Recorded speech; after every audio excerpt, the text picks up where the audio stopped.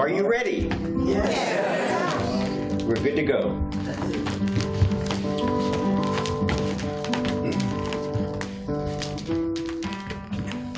I remember growing up. We lived in fear. We were worried about the Russians dropping atomic bombs on us. We even had duck and cover drills. The Russians were communists.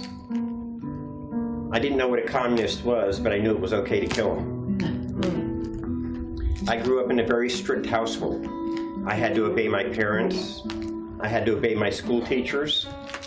I had to obey the rabbi. And I had to graduate high school. And because I was lucky enough to have been born in the best country in the world, as a male, I owed time to the military. On my high school campus, we had military recruiters. It was a time of the draft, and the recruiters would say, you can get a better deal if you sign up now than waiting to be drafted. So I opted for the better deal, and I signed up in the delayed enlistment program. And 3 days out of graduating high school, I was at Parris Island, South Carolina for boot camp. It was 1971, and I was about to graduate high school. The Gainesville didn't have very much to offer me. I was walking downtown, and I saw this sign that says, Uncle Sam wants you. Well, you know, I had relatives, cousins, and others that were already in Vietnam, and they would put on television a clear, vivid statistics of the casualties of American soldiers over there. And I said, well, I don't want to get killed in Vietnam. So I went back and talked to my guidance people at the school, and they told me about the delayed entry program. August the 5th, 1971, I joined the United States Navy.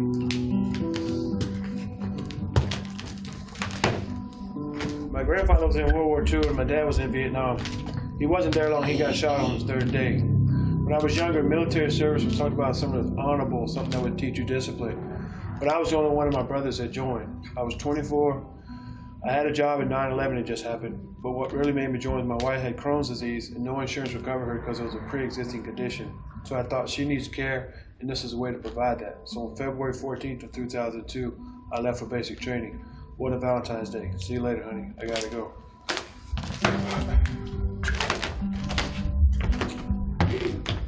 My mother moved from Mexico to California before I was born. I have 2 older brothers and 1 older sister. Growing up, my mother was gone most of the day. She was out working. But when she was home, she was very disciplinary with us. And because of this discipline, my siblings ended up rebelling. My brothers ended up joining gangs. My sister got pregnant in high school, and me witnessing all this as the youngest, I kind of felt like I needed to go a different direction. So I also rebelled, but in my own way. And it was very hard for me because a lot of the times in my community, I would be approached by some of these gang members and I would get jumped because they wanted me to join them, but I didn't. So after high school, I tried the whole community college thing, but really didn't work out for me. And instead, I just ended up working at a Starbucks, and I would spend my off time surfing in Monterey, California. And I was very alone a lot of the times that I was out there when I tried to get away. Looking back at things now, I kind of realize why some of the kids end up joining these types of groups, and a lot of times it's because they want to feel appreciated or loved or supported, something that they're not getting at home or elsewhere. But again, that just wasn't for me. So in March of 2009, at the age of 21, I enlisted in the United States Army. My story is different.